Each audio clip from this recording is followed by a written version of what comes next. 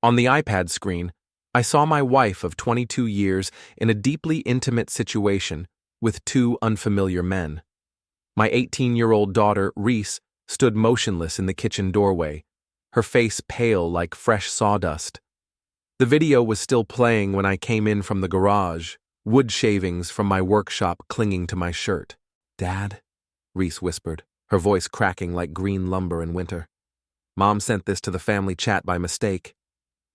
I watched my world split apart like a board cut against the grain. Lana's voice echoed from the speakers, breathless, and demanding things I'd never heard her say in our bedroom. The timestamp showed yesterday, 3:47 p.m. I'd been installing kitchen cabinets for the Hendersons while my wife was recording herself being used by strangers. I turned off the iPad with steady hands. 23 years of marriage, and this is how it ends. Not with an argument or lawyers, but with my daughter accidentally seeing her mother's betrayal in high definition. "Go upstairs, Reese," I said quietly. My voice sounded normal, controlled. Inside, something was breaking apart with the methodical precision of a demolition crew. The front door opened, and Lana breezed in carrying her yoga mat and green smoothie. She was glowing, energized in a way I hadn't seen in years. Her hair was different, shorter, more stylish. She'd lost weight too. "Hey, family," she called out, all sunshine and enthusiasm. "How was everyone's day?" Reese looked at me, then bolted upstairs. I heard her bedroom door slam. Lana frowned. "What's wrong with her?" I held up the iPad. Her face went from confusion to recognition to panic in the span of 3 seconds. "Nathan, I can explain." "Can you?" I set the tablet on the kitchen counter between us like evidence in a courtroom. "Because I'm having trouble understanding how you accidentally sent a pornographic video of yourself to our family group chat." She sat down hard in the kitchen chair, the color draining from her cheeks. For a moment, she looked like the woman I'd married, vulnerable, human, caught. Then she straightened up, and I saw something I'd never seen before. Defiance. "I've been wanting to talk to you about this," she said, meeting my eyes directly. "About us, about what I need." "What you need." The words came out sharper than I intended. I pride myself on staying calm, on measuring twice and cutting once. But this felt like being handed a blueprint drawn in crayon. "I went to that leadership conference last month," she continued, her voice gaining strength. "I met some incredible people, including Travis." Travis. She'd mentioned him before, an old college friend who'd become some kind of relationship guru, written a book about ethical non-monogamy that was climbing the bestseller lists. "Travis opened my eyes to possibilities I never considered," Lana continued. "About freedom, about love not being ownership, about exploring who we really are." I stared at my wife of 22 years and realized I was looking at a stranger. "You want an open marriage?" I said. It wasn't a question. "I want us both to be happy," she said quickly. "This isn't about replacing you, Nathan. It's about addition, not subtraction. Travis explains it perfectly in his book." "Travis explains it perfectly." I repeated her words slowly, the way I'd repeat measurements to make sure I heard them right. "And what does Nathan get to explain?" She reached across the table for my hand. I pulled it back. "You deserve to explore too," she said. "When was the last time you felt truly alive? Truly excited about something?" I thought about the custom dining set I'd spent 3 months crafting for the Williamses. The way the cherry wood grain had aligned perfectly, how each joint fit together with mathematical precision. The satisfaction of creating something beautiful that would outlast both of us. "I feel alive when I'm working," I said. "Working isn't living, Nathan. It's existing." That night, after Lana went to bed early claiming a headache, I sat in my workshop running sandpaper over a piece of oak. The repetitive motion helped me think. Reese found me there around midnight. "Dad?" She stood in the doorway wearing her old Princeton sweatshirt, the one she'd bought during our college visit last spring. "Are you okay?" I set down the sandpaper and really looked at my daughter. She had my dark hair, but Lana's green eyes. Smart as hell, accepted to 3 different universities with partial scholarships. She was supposed to start at Penn State in the fall. I'm processing, I said. How are you holding up? She came over and sat on my workbench, something she'd done since she was little. I found something, she said quietly. In Mom's purse yesterday when I was looking for the car keys. She pulled out a small silver phone I'd never seen before. It's got a different number, Reese continued. I didn't look through it, but there were a lot of text notifications. I took the phone and turned it over in my hands. It was warm, recently used. Why didn't you tell me yesterday? I was hoping I was wrong, she said. I was hoping maybe it was for work or something, but after today... I powered on the phone. It immediately started buzzing with messages. The preview text made my stomach turn over. Travis, can't wait to see you tomorrow. Bring the red dress. Unknown number. Last night was incredible. When can we do it again? Bobby C. You left your earrings at my place. I turned off the phone. Dad, Reese said softly, I'm 18. I can handle the truth. I looked at my daughter. Really looked at her. She wasn't a little girl anymore. She was old enough to vote, old enough to serve in the military, old enough to make her own decisions about which parent to live with if this went to divorce court. Your mother is having multiple affairs, I said. She wants to open our marriage so she can continue them with my permission. Reese nodded like she'd already figured this out. What are you going to do? That was the question, wasn't it? What was Nathan Folsom, 44-year-old cabinet maker from Cleveland, going to do about his wife's infidelity? I'm going to measure twice, I said, and cut once. The next morning, Lana was already gone when I came down for coffee. Her note said she was having breakfast with her friend Sarah to process everything. I doubted Sarah existed, but I didn't say anything to Reese. I had 3 client consultations that day, including one with Miriam Gessler, a retired English professor who wanted built-in bookshelves for her study. Miriam had been one of my first customers when I started the business 12 years ago. She'd become something close to a friend over the years, one of the few people who understood that craftsmanship was its own form of art. You look like hell, Miriam said when she opened her door. She was 65, completely gray, and had never learned to sugarcoat anything. Thank you for the honest assessment, I said, pulling out my measuring tape. What's wrong? I focused on measuring the wall space, writing down numbers in my notebook. Miriam waited patiently. That was one of the things I liked about her. She understood the value of silence. Lana wants an open marriage, I finally said. Miriam was quiet for a long moment. Translation, she's already having affairs and wants retroactive permission, she said. I stopped measuring and looked at her. That's a cynical way to put it. It's a realistic way to put it, Miriam corrected. I've been around academics my whole career, Nathan. I've seen this particular midlife crisis play out dozens of times. It's never actually about mutual exploration. It's about one person wanting to have their cake and eat it too. She mentioned some guy named Travis. Says he has a book about ethical non-monogamy. Miriam snorted. Travis Kearns? That charlatan? He's been making the rounds on the lecture circuit. His whole philosophy boils down to, why commit to one person when you can manipulate several? He specifically targets married women going through identity crises. You know him? I know his type. Predatory self-help gurus who dress up selfishness as enlightenment. What are you going to do? I finished measuring the last section of wall. I'm going to think about it. But I was already thinking. And what I was thinking wasn't good. That evening, Lana came home around 9 o'clock. She was wearing the red dress Travis had mentioned in his text. How was your day? She asked, kissing my cheek like nothing had changed. Productive, I said. How was breakfast with Sarah? A flicker of something crossed her face, surprise, maybe guilt. Fine. We talked about the whole situation. She thinks we're being brave. Sarah, who didn't exist, thought we were being brave. I filed that information away. I've been thinking about what you said, I told her, about exploring possibilities. Her face lit up. Really? I want to understand what you're proposing. Practically speaking. She sat down across from me at the kitchen table, animated in a way I hadn't seen in years. Well, we'd establish ground rules, she said, like no bringing partners home, and we'd always practice safe sex and complete honesty about everything. Complete honesty, I repeated. Yes, That's the foundation of ethical non-monogamy, transparency. I thought about the secret phone upstairs in my sock drawer. And you'd be comfortable with me seeing other women? For just a second, her enthusiasm flickered. The idea of me with another woman clearly bothered her more than she wanted to admit. Of course, she said quickly. That's the whole point. Freedom for both of us. Okay, I said. Let me think about it. She reached across and squeezed my hand.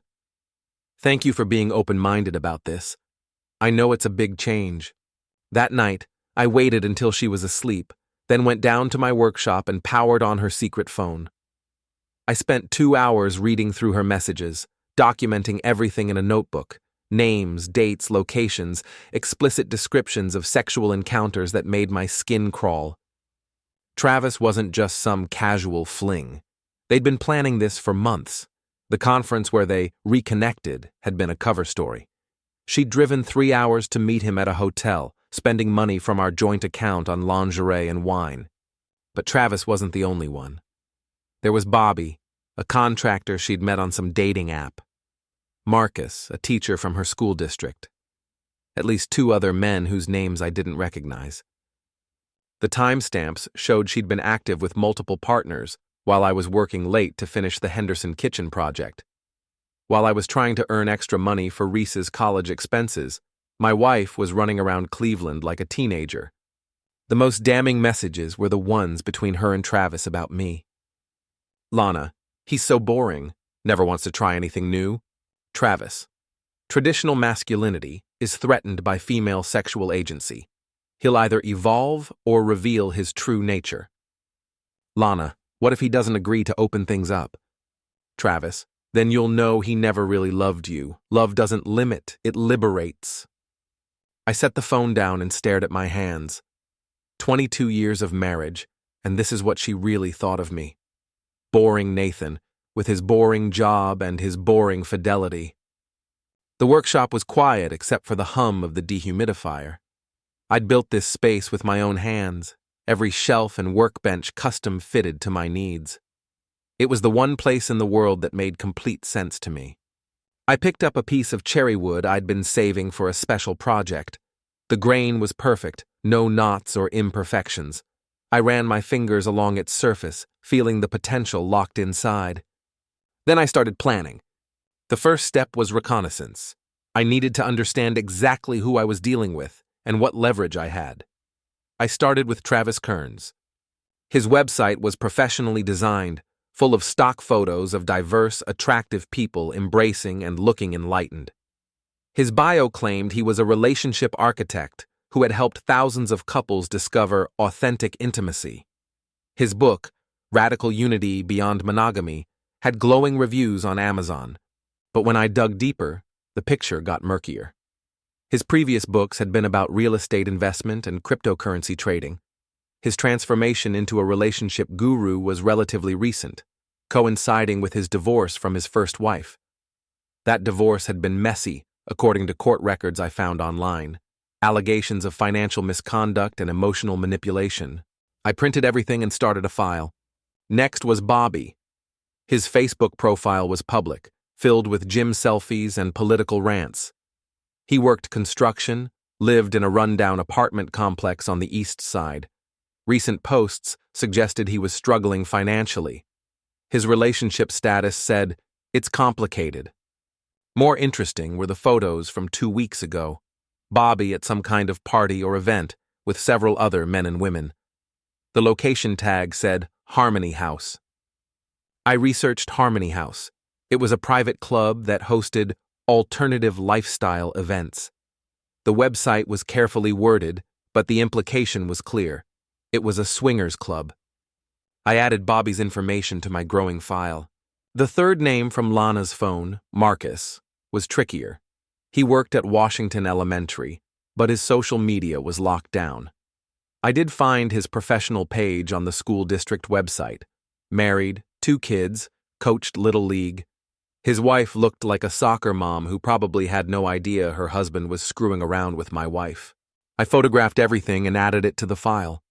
By the end of the week, I had detailed dossiers on all of Lana's known partners, but I was still missing something crucial: physical evidence.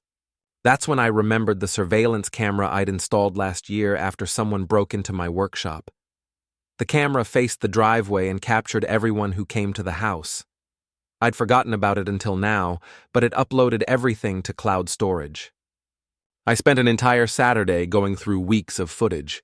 What I found was worse than I'd imagined.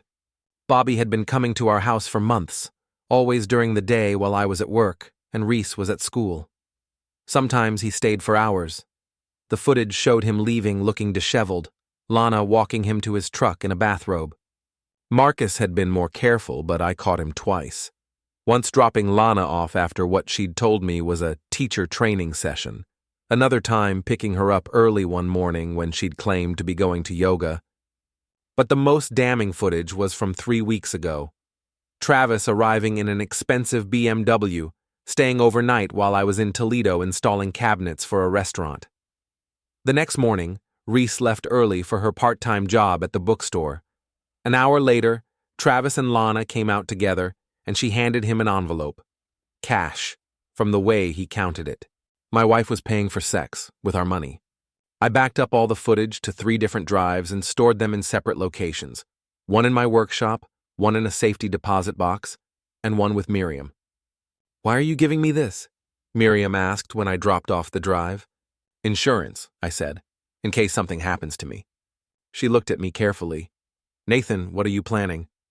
"I'm planning to protect my daughter," I said, "and myself." That night, Lana brought up the open marriage again. "Have you thought more about what we discussed?" she asked. We were sitting on the couch watching TV, or pretending to. She was scrolling through her phone, the real one, not the secret one. "I have," I said. "I want to meet Travis." Her phone froze in her hands. "Meet him? If he's going to be part of our lives, I should know him, don't you think?" Yes, that makes sense. But are you sure you're ready for that? I'm ready to understand what we're getting into. She texted someone, Travis, presumably, and arranged for all of us to have dinner that Friday at Chez Laurent, an upscale French restaurant downtown. Her treat, she said. I spent the week preparing for that dinner like I was preparing for war. Travis Kearns was exactly what I'd expected. Tall, silver-haired, expensively dressed, and completely full of shit. He had the kind of confident handshake that lasted just a beat too long and called me brother within the first 5 minutes. "Nathan," he said as we sat down, "Lana's told me so much about you. I have to say I admire your openness to growth." "Growth," I repeated. "Is that what we're calling it?" He laughed like I'd made a joke. "I know this is a big step. It takes courage to evolve beyond traditional relationship models. And you're an expert on evolution? I've dedicated my life to understanding human connection," he said smoothly. "Traditional monogamy served our species when we were hunter-gatherers, but we've evolved beyond that. We're capable of so much more love, so much more intimacy, when we free ourselves from artificial constraints." Lana was beaming at him like he was dispensing wisdom from Mount Sinai. "That's fascinating," I said. "How long have you and Lana been exploring this connection?" A flicker of something passed between them. Lana jumped in quickly. "We reconnected at the conference last month," she said. "Travis was the keynote speaker. His presentation completely changed my perspective on relationships." "Just last month," I said. "Wow, you two seem very close for such a recent reconnection." Travis smiled. "When you find authentic connection, time becomes irrelevant. Lana and I have achieved a level of intimacy that transcends traditional timelines." "Intimacy that transcends traditional timelines," I repeated. "That's a beautiful way to describe adultery." The table went silent. Lana's face flushed red. Travis's smile never wavered. "I understand you're processing some complex emotions," he said calmly. "That's natural. Fear of change is human nature. But what if I told you that your marriage could be stronger than ever? That instead of one relationship, you could have multiple relationships, all built on honesty and mutual respect? What if I told you that I've been married for 22 years and never once felt the need to fuck someone else?" "Nathan," Lana hissed. "Sorry," I said. "What's the proper term? Make love to someone else? Achieve intimate connection with someone else? transcend traditional boundaries with someone else? Travis leaned forward, going into full therapist mode. I hear anger, he said. And underneath that anger, I hear fear. Fear of inadequacy, fear of abandonment. These are valid emotions, but they don't serve your growth. You want to know what I'm afraid of? I said. I'm afraid of what happens to my daughter when she realizes her mother cares more about getting laid than protecting her family. Lana stood up abruptly. I need to use the restroom. After she left, Travis's mask slipped slightly. Look, brother, he said, his voice lower and less performative. I get it. This is hard. But Lana's made her choice. You can either be part of her journey or be left behind. Those are your options. And if I choose to be left behind? He shrugged. Then you'll be a cautionary tale in my next book, The Man Who Chose Fear Over Love. When Lana came back, I was signing the check. Where are we going? She asked. Home, I said. I've heard enough. The drive back was silent. When we got to the house, Lana followed me into the workshop. That was embarrassing, she said.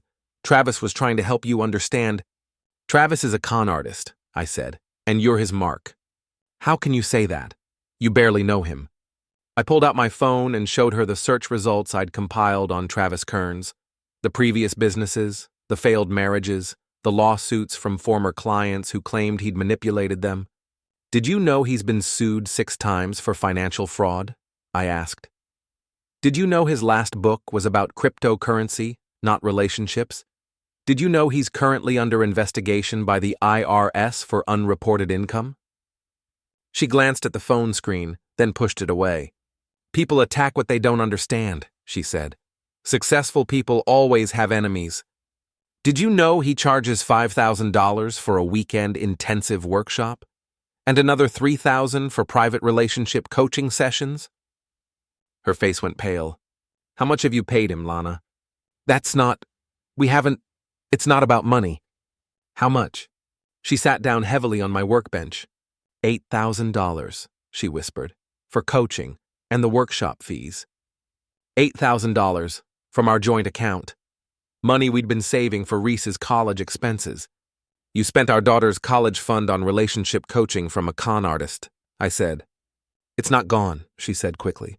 I mean, it's an investment. In us. In our future.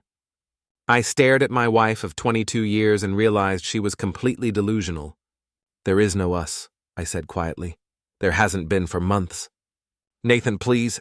I want you to stop seeing Travis. I want you to end all the affairs. I want you to come home and try to save our marriage. That's my offer. She was quiet for a long time. I can't do that, she finally said.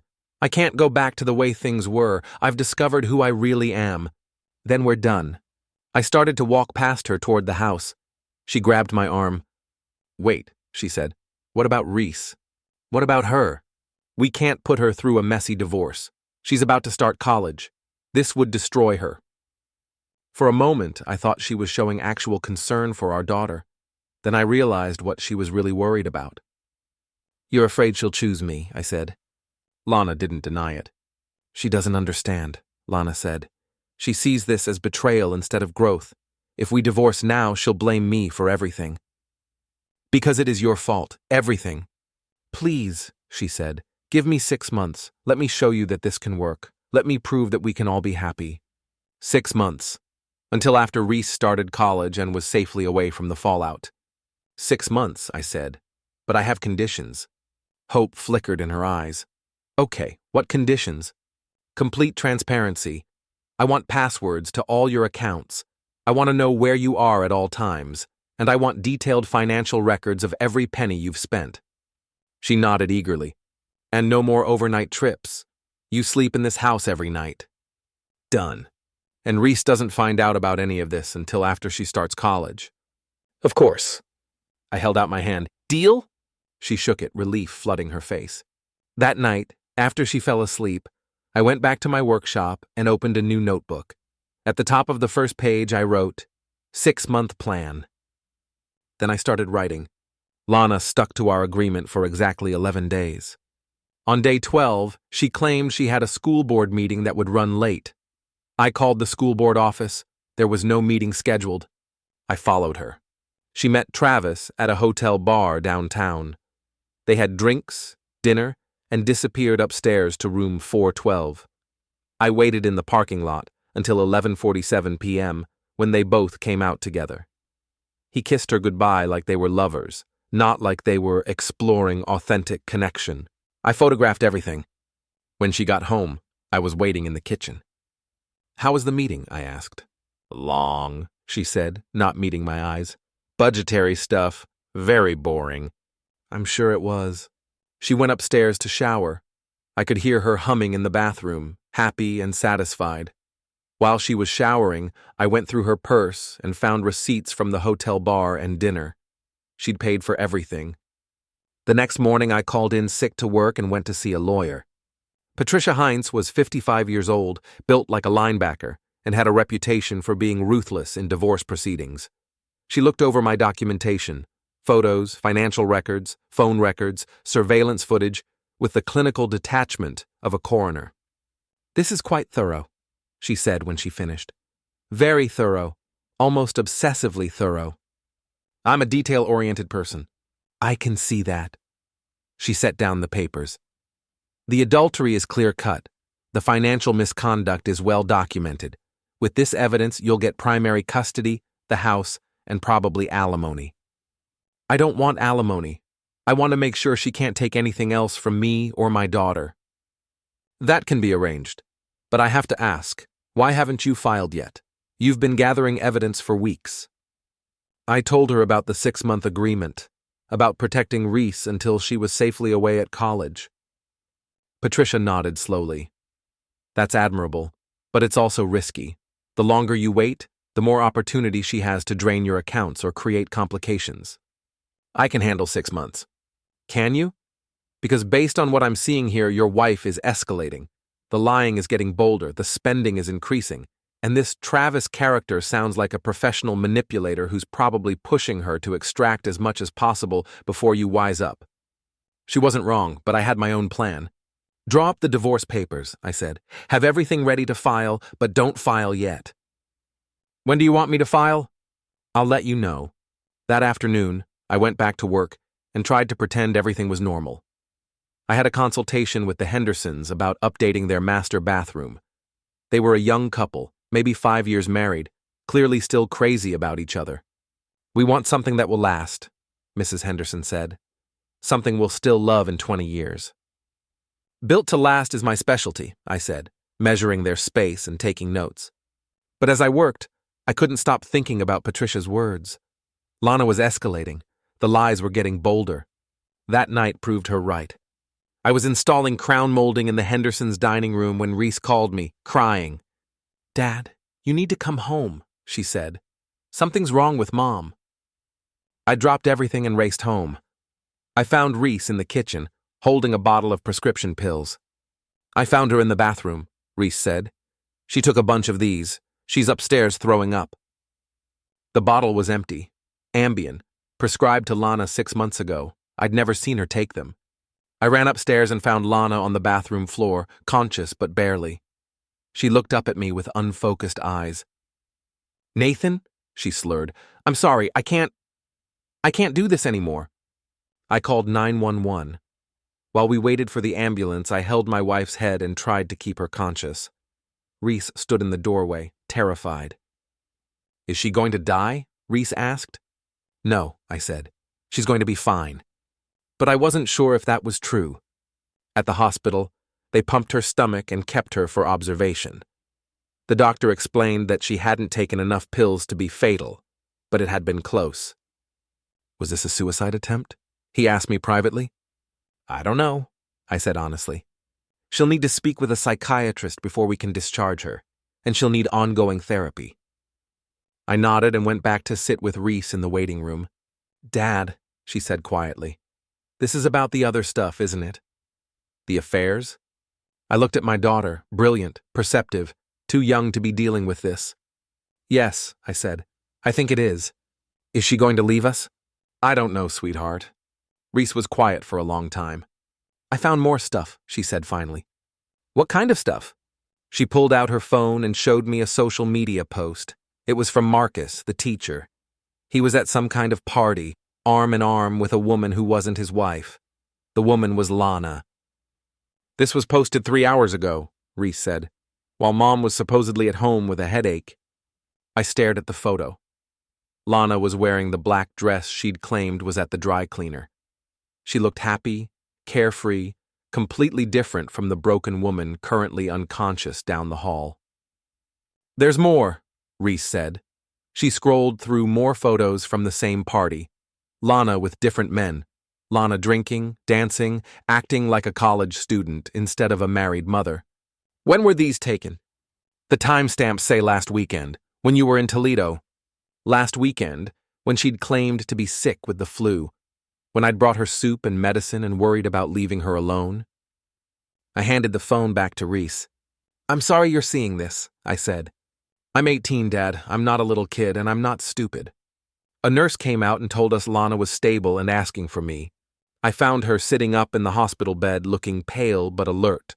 The psychiatrist was finishing his evaluation. "She's experiencing what we call acute adjustment disorder," he explained to me outside her room. "Essentially, she's having difficulty coping with major life changes. The suicide attempt was likely impulsive, triggered by guilt and anxiety, rather than true suicidal ideation." "What does that mean for treatment?"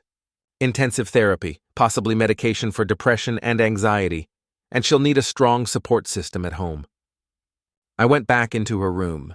She looked small and fragile in the hospital bed, nothing like the confident woman who'd been demanding sexual freedom just weeks before. "Nathan," she said when she saw me, "I'm so sorry." "Sorry for what?" "For everything. For the pills. For scaring Reese. For all of it." I sat down in the chair next to her bed. "Are you sorry for the affairs?" She was quiet for a long time. "I'm sorry for hurting you," she said finally. "But I'm not sorry for discovering who I am." Even after a suicide attempt, even after nearly dying, she couldn't bring herself to admit she was wrong. "The doctor says you need therapy," I said. "I know, I'll do whatever it takes. And you need to stop seeing Travis and Marcus and Bobby, all of them." She looked away. "I can't promise that." "Then we're done." I stood up to leave. She grabbed my hand. "Please don't abandon me," she said. "Not now. I need you." "You needed me 6 months ago.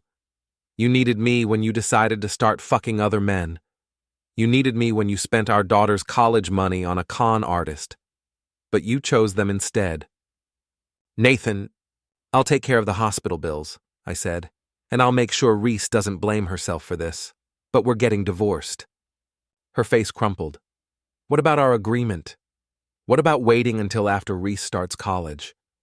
"You broke the agreement," I said. "You've been lying to me every single day." I walked out of her room and didn't look back. The next morning, I called Patricia Heinz and told her to file the divorce papers. But first, I had some other business to take care of. I started with Bobby. His construction company was barely staying afloat, according to the financial records I'd obtained. He was behind on rent, behind on child support, and desperate for work. I called him and offered him a job. "I need some renovation work done on a property I'm flipping," I told him. "But I need someone discreet, someone who doesn't ask questions." We met at a diner on the east side. Bobby was exactly what I'd expected, rough around the edges, clearly struggling, probably not too bright. "What kind of work?" he asked. "Demolition, mostly. Tearing out old fixtures, cleaning up debris. Cash job." His eyes lit up. "How much?" $2,000 for a week's work." "That's generous." Like I said, I need discretion. He agreed immediately. I gave him an address and told him to start Monday morning. The address was to a warehouse Travis rented for his Radical Unity workshops. I'd found it through his business filings. Bobby spent the next week unknowingly planting hidden cameras throughout the space. Next was Marcus. I did some digging and found out he was up for a promotion to assistant principal. The school board vote was scheduled for the following month. I made an anonymous call to the school district's HR department. "I'm calling to report inappropriate conduct by one of your teachers," I said. "Marcus Williams. He's been having an affair with a married woman and engaging in sexual activity at school-sponsored events." "Do you have evidence of this?" "I have photographs." I sent them the pictures from Reese's social media discovery, along with time-stamped evidence showing Marcus had called in sick on days he was actually partying with my wife. Within a week, Marcus was suspended pending investigation. His wife filed for divorce 2 days later. But Travis was the real target. The cameras Bobby had unknowingly installed gave me a front-row seat to Travis's operation. What I saw was worse than I'd imagined. The Radical Unity workshops weren't about relationship growth. They were elaborate psychological manipulation schemes designed to break down married couples so Travis could exploit the women. I watched him work his magic on vulnerable wives, using carefully crafted language to make them feel enlightened while actually isolating them from their support systems. He charged exorbitant fees for private sessions that were basically expensive therapy designed to make women financially and emotionally dependent on him. But the most damning footage came from his private office. I recorded him bragging to his business partner, Mitch Abrams, about his stable of married women. "The trick is making them think it's their idea," Travis said, counting a stack of cash. "Once they believe they're sexually liberated instead of just cheating, they'll pay anything to maintain the fantasy." "How much did you pull in this month?" Mitch asked. $47,000. Not bad for telling housewives what they want to hear. They laughed about it like it was the greatest scam ever invented. I also recorded Travis discussing his plan to get Lana to leave me entirely. "She's almost ready," he told Mitch. "A few more sessions and she'll file for divorce. Then I can really cash in. Divorced women are even more desperate than married ones." I had everything I needed. I compiled all the footage, along with financial records showing how Travis had been systematically draining money from multiple families, and sent it anonymously to investigative reporters at 3 different news outlets. The story broke on a Thursday morning. By afternoon, Travis's website was down and his phone was disconnected. By evening, the police had raided his warehouse and seized his financial records. Lana called me, hysterical. "Did you see the news?" she sobbed. "They're saying Travis is a criminal. They're saying he manipulated me." "I saw it. Nathan, I think I made a mistake." "Just one?" "Please, can we talk in person? I need to explain everything." Against my better judgment, I agreed to meet her at a coffee shop downtown. She looked terrible, pale, thin, her hair unwashed. The confident, sexually liberated woman from a few weeks ago was gone. "I was wrong," she said as soon as I sat down. "About everything. Travis, the open marriage, all of it. I got caught up in something I didn't understand." "You understood perfectly," I said. "You just didn't care about the consequences." "I care about you. I care about Reese. I want to fix this." "It's too late for that." "It's not too late," she said desperately. "We can go to counseling. I'll cut off all contact with everyone. I'll do whatever you want." I pulled out my phone and showed her a news article that had just been posted. Travis Kearns arrested for financial fraud and sexual coercion. The article included photos from his workshops, including several of Lana. "Your face is all over the internet," I said, "associated with a sex cult leader who's been arrested for fraud. How do you think that's going to affect your career? How do you think that's going to affect Reese when she starts college?" Lana buried her face in her hands. "I didn't know. I swear to God, I didn't know what he really was." "Yes, you did. You just didn't care because you were getting what you wanted." "That's not true." "You spent $8,000 on relationship coaching. $8,000 of our daughter's college money. You lied to me every single day for months. You exposed me to STDs without my knowledge or consent. You humiliated our family publicly, and you tried to kill yourself rather than face the consequences of your actions." She was crying now, ugly tears that smeared her makeup. "I know I made mistakes." "Mistakes?" I leaned forward. "You didn't make mistakes, Lana. You made choices. Deliberate, selfish choices that prioritized your sexual gratification over everything else." "Please," she whispered. "I'll do anything." I stood up to leave. "There's nothing you can do. The divorce papers were filed this morning." Her face went white. "What about our agreement? What about waiting until Reese starts college? You broke that agreement the day you started lying to me again." "Nathan, please." "I hope it was worth it," I said. I hope those 6 months of freedom were worth losing your family. I walked out of the coffee shop and never spoke to her again. The divorce was finalized 3 months later. I got primary custody of Reese, the house, and most of our assets. Lana got supervised visitation rights and a small settlement that would barely cover her legal fees. She also got something else, a diagnosis.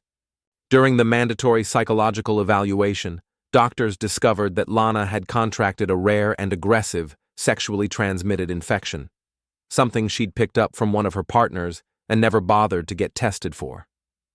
The infection had been silently damaging her organs for months. By the time it was discovered, it had already caused permanent damage to her liver and kidneys. She had maybe 2 years to live. Reese took the news about as well as could be expected. "Is that why she tried to kill herself?" she asked me. "Because she knew she was sick?" "I don't think she knew," I said. "The symptoms are pretty subtle until the end stages. Do you think she got it from Travis?" I didn't answer that question, but privately I hoped she had. I hoped Travis had given her exactly what she deserved. Reese started college that fall as planned. She chose a school 4 hours away, far enough to have her own life, but close enough to visit on weekends. She was studying business with a minor in psychology. "I want to understand how people make such destructive choices," she told me. "So maybe I can help them make better ones." She never visited her mother in the hospital. Lana spent her last 18 months in and out of various medical facilities as her condition worsened. I heard updates through mutual friends, but I never went to see her. She died on a Tuesday in February, alone, except for one nurse who barely knew her name. Her funeral was sparsely attended, just a few colleagues from work and one distant cousin who flew in from Oregon. Reese and I didn't go. The day after the funeral, I got a call from Lana's lawyer.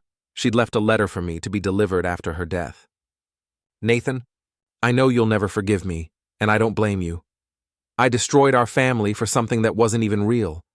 Travis was using me the whole time, and I was too blind to see it. I keep thinking about that last conversation we had, when you asked if it was worth it. The answer is no. Nothing was worth losing you and Reese. I know this doesn't change anything, but I need you to know that I loved you. I loved you when I married you, I loved you when I betrayed you, and I love you now as I'm dying. The problem was never that I didn't love you enough. The problem was that I didn't love myself enough to appreciate what I had. Take care of Reese. Help her understand that not all women are like me. I'm sorry for everything. Lana." I read the letter once, then burned it in my workshop fireplace. Some apologies come too late to matter. Travis Kearns was sentenced to 8 years in federal prison for fraud, tax evasion, and sexual coercion. His radical unity empire collapsed completely. Most of his victims, including my wife, never recovered their money. Bobby ended up in rehab after developing his own infection from the same source. He blamed Lana publicly, posting rants on social media about how she'd ruined his life. I almost felt sorry for him. Marcus lost his job, his wife, and his teaching license. Last I heard, he was working at a hardware store in Akron and fighting for supervised visitation with his kids. Mitch Abrams, Travis's business partner, disappeared before the arrests. Rumor has it he fled to Costa Rica with whatever money he could grab. The FBI is still looking for him. 6 months after Lana's death, I sold the house and bought a smaller place closer to my workshop. Reese helped me pick it out during her spring break. "It's perfect, Dad," she said, walking through the empty rooms. "It feels like a fresh start." That's exactly what it was. I'm 52 now, and my life is quieter than it's been in years. I run my business, I visit Reese at college, and I spend my evenings in the workshop creating beautiful things that will outlast all of us. Sometimes people ask if I'm lonely, if I miss being married. The answer is complicated. I miss being married to the woman I thought Lana was. I miss the life I thought we were building together. But I don't miss the lies, the betrayal, or the constant uncertainty of never knowing who I was really living with. Reese graduated summa cum laude last spring. She's engaged to a good man who treats her with respect and makes her laugh. They're planning a small wedding next fall. Will you walk me down the aisle? she asked me when they got engaged. It would be my honor, I said. I wish Mom could be there, she said quietly. Part of her will be, I told her. The good parts that made you who you are. That seemed to comfort her. Last week, I finished a custom dining set for a young couple who reminded me of Reese and her fiancé. 8 chairs, built to last generations. As I was applying the final coat of finish, I found myself thinking about permanence. Wood doesn't lie. It shows you exactly what it is. Grain, knots, imperfections, and all. You can work with its natural character, or you can try to force it into something it's not. But if you force it, if you try to make it bear more weight than it can handle, it will eventually split along the grain and fall apart. Marriage is like that too. You can build something beautiful if you respect the material you're working with. But if you stress it beyond its natural limits, if you try to make it support things it was never designed to carry, it will break. Lana tried to make our marriage carry the weight of her infidelity, her lies, and her selfishness. The wood split exactly where you'd expect it to, along the fault lines of trust and respect that hold everything together. I don't blame myself for her choices anymore. I did what I could with the material I was given. When it became clear that the structure was compromised beyond repair, I did what any good craftsman would do. I measured twice, cut once, and built something new. The end.